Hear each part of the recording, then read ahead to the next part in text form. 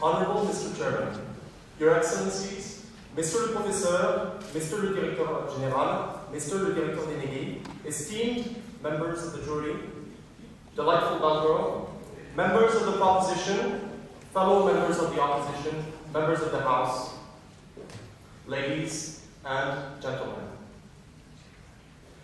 Famous mottos. Workers of the world, unite.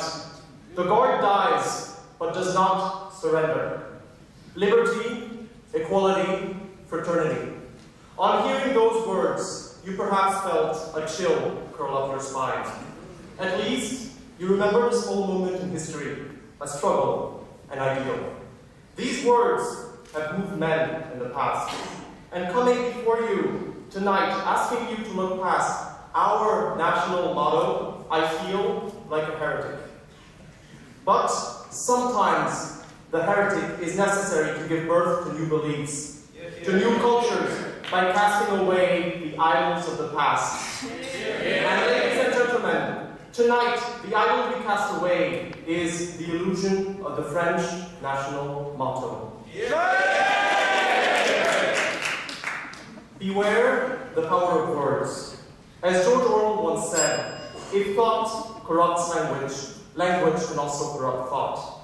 Talking about liberty, equality, fraternity, believing in liberty, equality, fraternity does not make it happen. Time and again, as a country, we have failed to make it happen. Contrary to what Mr. Vega asserts. No, thank you, sir. We fall asleep at night believing we live in a just and an equal world, but the poor stay awake hoping they will have something to eat on the following day. We dream of being part of a single fraternity. No, thank you, sir. But the old, the miserable, and the depressed sleep alone and deserted. It is time to wake up.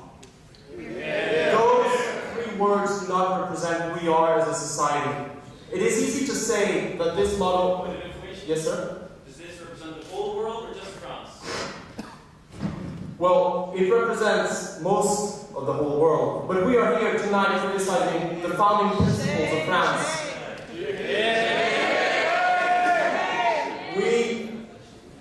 It is easy to say that this motto is an objective, something, a guideline to be achieved in an indeterminate future, but that is the same as wishing. We are sometimes defined by our words, but only insofar...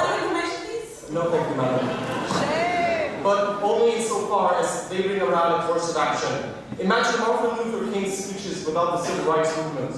Imagine Caesar's when he no, thank you, sir. When he without actually crossing the Rubicon, merely stopping to picnic there instead. And action has so far been lacking. We also find issue with this motto on the ground that it is static. Our society is a growing, evolving entity, but the values this government would have set as its three founding principles have never changed. Members of the audience, when you were children, the three words best defining you were perhaps young, eager, curious. The university students in the audience, after I finish this part, the university members in the audience might perhaps find that open-minded, energetic, sociable fit better. The parents in attendance tonight might perhaps find loving, caring, supporting to be better definitions.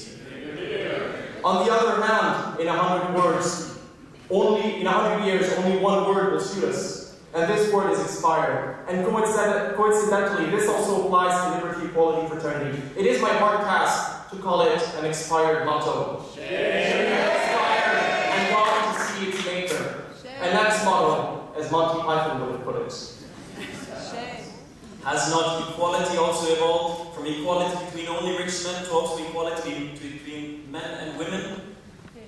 So you are saying the values change and they adapt to current society, but thank you. But I find issue with the fact that this change is not happening visibly. We have achieved many changes recently, but none so important as to guarantee liberty to all, equality to all, fraternity to all. What use is having a motto if you are not able to live it?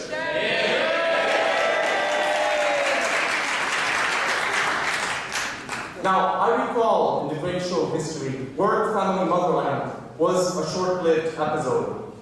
A fine point about mottos, no thank you sir, they are proper to a time, a space, and a society.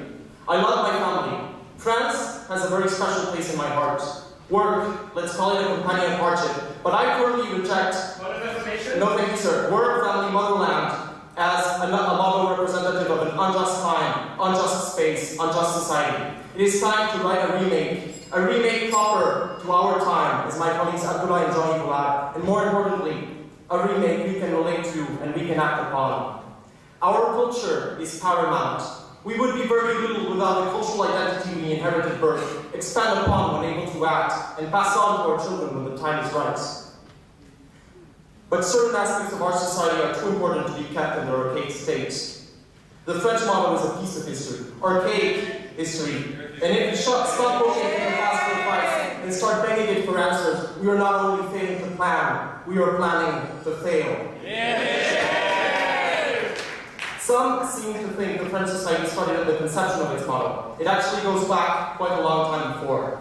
At that time, pillaging and raiding were a popular sport, and the French were way better at it than rugby. Brennus, a Gaulish warrior, laid siege to Rome, eager to plunder its wealth. When negotiations failed and he collected a large tribute, he said, Vae victis, woe to the vanquished. The Romans could have stopped there. We are losers. They won, game over. But they instead felt strongly for their pride and vowed never to be slaves again. And tonight we must call to our pride. We must vow never to be slaves to the words of the past. Ladies and gentlemen, I urge you to reject this motion.